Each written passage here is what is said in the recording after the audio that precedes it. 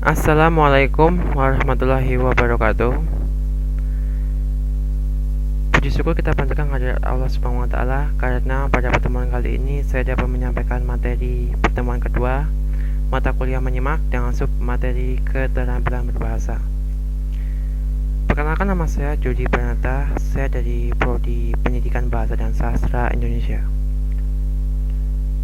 Berikut ini saya akan paparkan materi pertemuan kedua tentang keterampilan berbahasa. 1. Pengertian atau hakikat keterampilan berbahasa. Kedua, manfaat keterampilan berbahasa. Ketiga, hakikat dari masing-masing aspek keterampilan berbahasa. Yang keempat, keterkaitan antara aspek keterampilan berbahasa. Yang akan kita bahas pertama adalah A. Pengertian keterampilan berbahasa. Keterampilan berbahasa adalah keterampilan dan kecekatan dalam berbahasa yang meliputi mendengarkan atau menyimak, berbicara, membaca, dan menulis. Sebelum kita mengenal tentang keterampilan berbahasa, kita harus memahami terlebih dahulu unsur-unsur yang termasuk ke dalam keterampilan berbahasa, yaitu unsur komunikasinya. Dalam unsur keterampilan bahasa terdapat dua unsur, yaitu ada unsur encoding dan decoding. Encoding yaitu adalah unsur keterampilan yang memilih bentuk-bentuk bahasa yang tepat sesuai dengan konteks komunikasi. Dalam encoding, seseorang yang menyampaikan disebut dengan encoder. Kemudian decoding. Decoding yaitu adalah keterampilan penerima pesan dalam menerjemahkan lambang-lambang berupa bunyi atau tulisan tersebut untuk menjadi makna, sehingga pesan tersebut dapat dipahami dan disampaikan dengan baik. Dan dalam decoding, orang yang menerima pesan biasa disebut dengan decoder. Berikut ini saya gambarkan skema diagram komunikasi satu arah, dan di sini terdapat pengirim dan penerima. Pengirim disebut encoder dan penerima disebut decoder. Pertama, pengirim mengirimkan pesan lalu berupa encoding dengan lambang tulisan kepada decoder atau penerima. Kemudian decoder menerima dalam bentuk lambang, decoder atau pesan yang disampaikan oleh pengirim.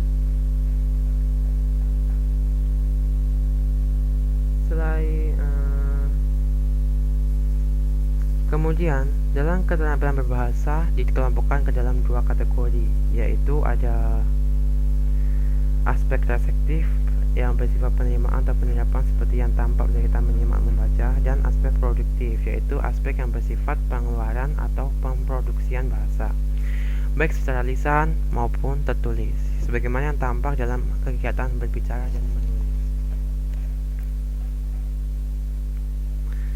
Berikutnya yang B, manfaat keterampilan berbahasa. Keterampilan berbahasa itu sangat bermanfaat dalam melakukan interaksi hubungan komunikasi dalam masyarakat, karena banyak profesi yang sangat berhasil dalam melakukan keterampilan bahasa ini. Adapun profesi yang bergantung pada tingkat keterampilan bahasa ini yaitu ada manajer, jaksa, pengacara, guru, penyiar, dai, wartawan, dan lain-lain. Mereka semua sangat bergantung pada keterampilan berbahasa ini.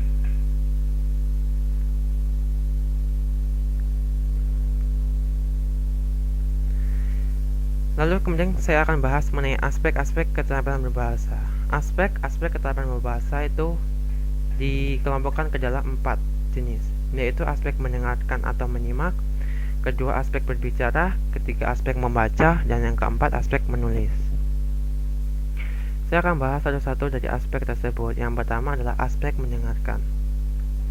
Aspek mendengarkan adalah yaitu suatu keterampilan memahami bahasa lisan yang bersifat reflektif, yaitu yang bukan hanya berarti kita hanya bisa mendengarkan lewat bunyi-bunyi bahasa, tetapi kita juga harus memahami apa yang disampaikan isi pesan tersebut oleh encoder. Di sini akan saya tampilkan, saya telah menuliskan beberapa hal-hal yang perlu saya tampilkan mengenai pembagian kedua jenis situasi. Dalam bahasa terdapat dua situasi, yaitu ada situasi mendengarkan secara interaktif dan situasi mendengarkan secara non-interaktif. Yang pertama, 1. Situasi mendengarkan secara interaktif, yaitu artinya kita mendengarkan dengan cara tatap muka melalui sebuah media seperti telepon, HP, telex, dan lain-lain. Kedua, mendengarkan dengan aspek non-interaktif, yaitu mendengarkan dengan cara kita tidak dapat meminta untuk penjelasan dari pembicara dan tidak bisa meminta pembicara untuk mengulangi apa yang diucapkan dan tidak bisa meminta pembicara untuk berbicara lambat. Adapun media digunakan seperti radio, televisi, film, khutbah, atau mendengarkan dalam acara seremonial. Jadi dalam media ini kita tidak bisa untuk meminta pembicara untuk memperlambat sebuah bahasanya dalam menyampaikan informasi karena menggunakan media seperti televisi dan radio.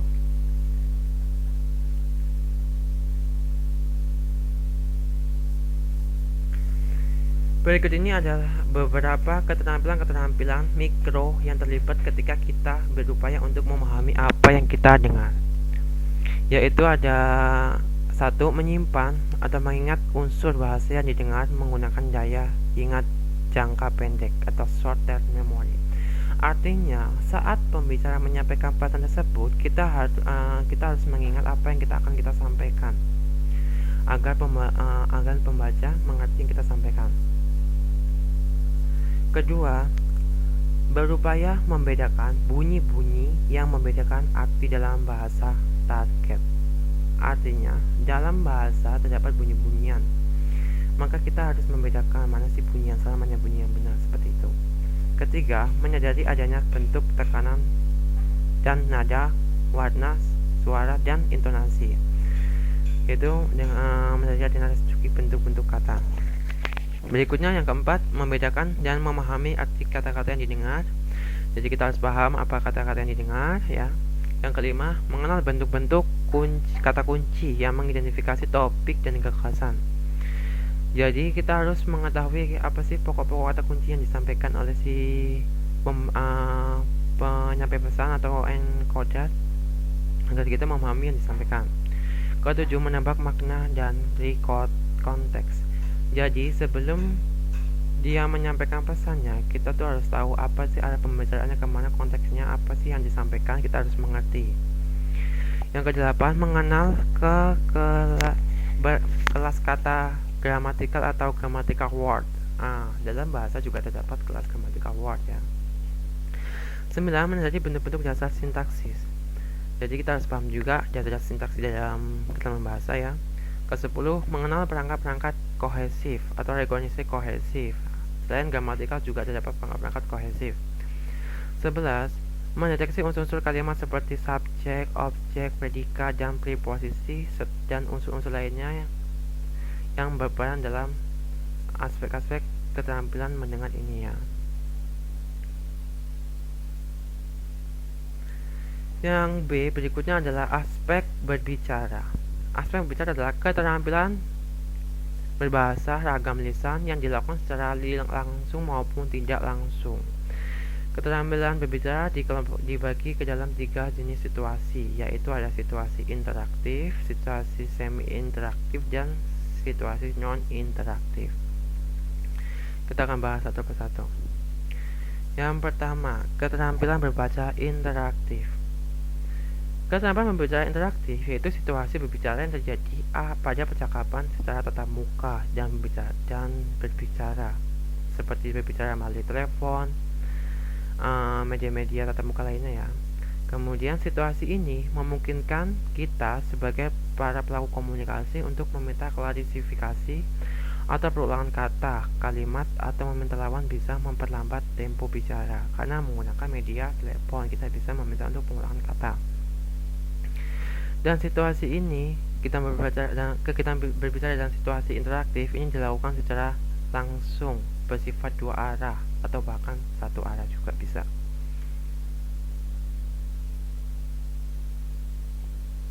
Yang kedua, keterampilan berbicara semi-interaktif. Keterampilan berbicara semi-interaktif yaitu adalah situasi berbicara yang dilakukan di hadapan umum melalui pidato, kampanye, khutbah, ceramah, dan lain-lain, baik yang dilakukan secara tatap muka maupun langsung, namun berlangsung secara satu arah. Dan dalam situasi ini, audiens memang tidak dapat melakukan interupsi terhadap apa yang disampaikan oleh si pembicara, karena kita hanya bisa melihat ekspresi wajah dan melalui bahasa tubuh si pembicara saja.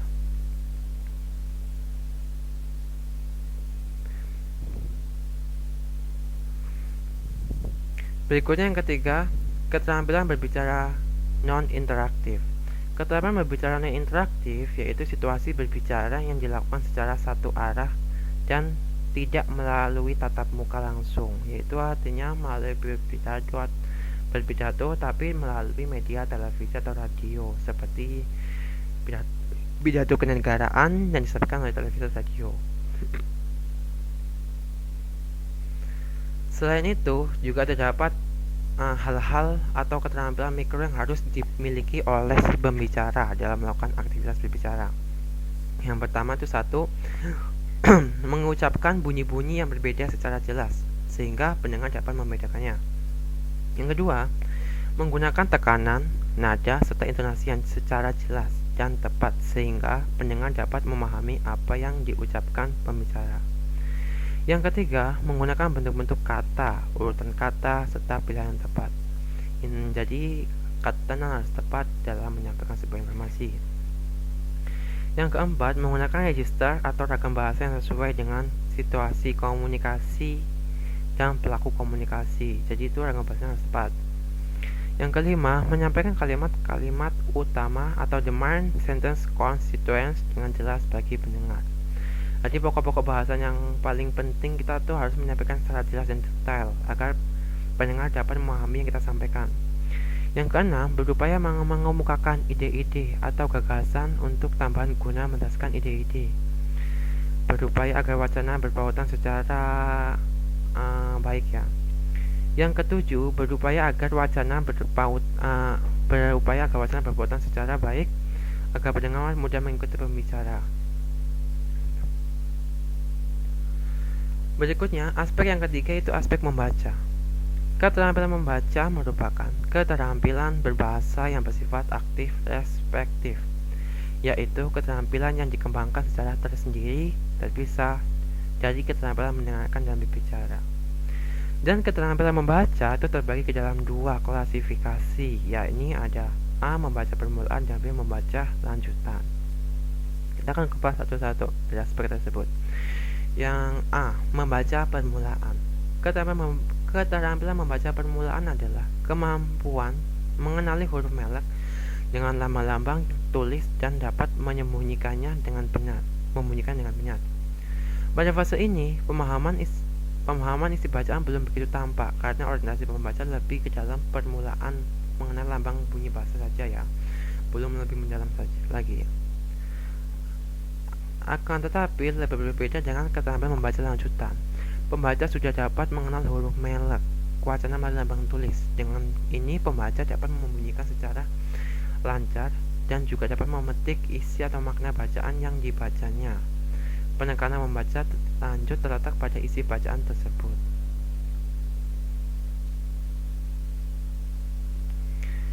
Selain itu, juga terdapat keterampilan mikro yang terkait dengan proses membaca yang harus dimiliki pembicara. Antara lain yaitu satu, mengenal sistem tulisan yang digunakan. Nah, itu tulisan harus mengenal juga. Kedua, mengenal kosakata yang digunakan dalam tulisan itu kita paham juga ya. Yang ketiga, menentukan kata-kata kunci yang mengidentifikasi topik atau gagasan utama. Jadi sebelum kita membuat sebuah bahan pembicaraan, maka kita harus menentukan kata-kata kunci tersebut agar topik yang gagasannya itu sama artinya ya. Yang keempat, menentukan makna kata termasuk kosakata dan konteks tertulis. Yang kelima, mengenal kelas kata gramatikal, kata benda, kata sifat dan sebagainya. Jadi dalam membuat sebuah kelas kata, maka kita juga harus mencantumkan sebuah kata gramatikal, kata benar, kata sifat, dan sebagainya itu. Yang keenam, menentukan konstituen dalam kalimat seperti subjek, predikat, objek, dan preposisi mengenai bentuk-bentuk dasar sintaksis. Yang kedelapan, merekonstruksi dan menyimpulkan situasi, tujuan, dan partisipan. Yang kesembilan, menggunakan perangkat kohesif, leksikal, dan gramatikal guna menarik kesimpulan-kesimpulan. Kesepuluh, menggunakan pengetahuan dan perangkat-perangkat kohesif gramatikal untuk memahami topik utama atau informasi. Yang ke-11, membedakan ide utama dari detail yang disampaikan. Yang ke-12, menggunakan strategi membaca yang berbeda terhadap pendengar agar dapat membaca secara dengan metode seperti skimming ya, melalui studio secara mendalam. Oke.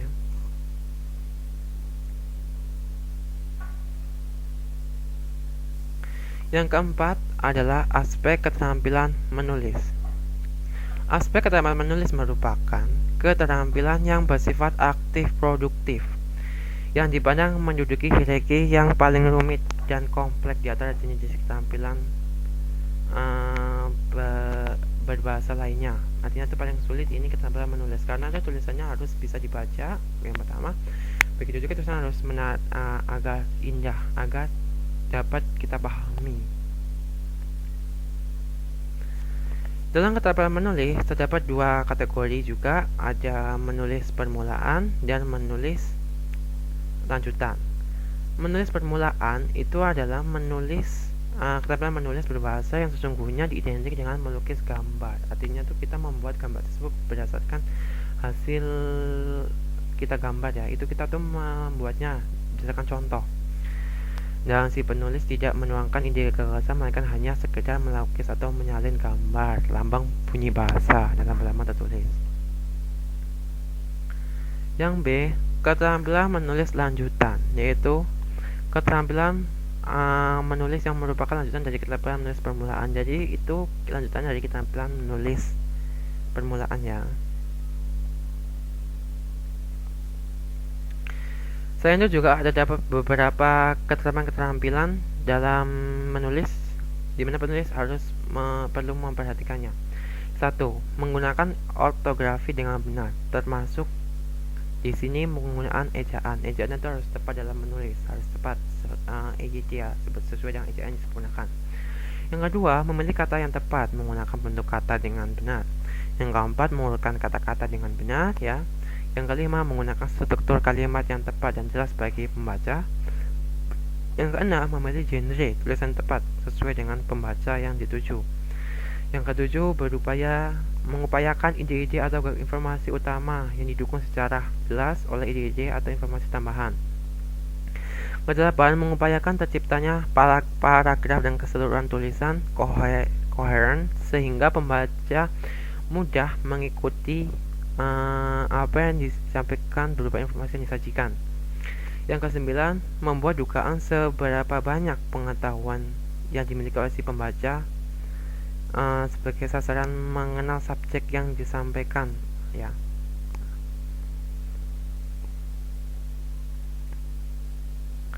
Selain itu, setelah kita membahas tentang beberapa pengertian dari keterampilan berbahasa, ada pun juga hubungan keterkaitan antara aspek keterampilan berbahasa, yaitu terdapat 4 hubungan keterampilan dalam berbahasa. Yang pertama tuh hubungan menyimak dengan berbicara, yang kedua hubungan menyimak dengan membaca, yang ketiga hubungan membaca dengan menulis, dan yang keempat hubungan menulis dengan berbicara. Mari kita akan kupas satu-satu.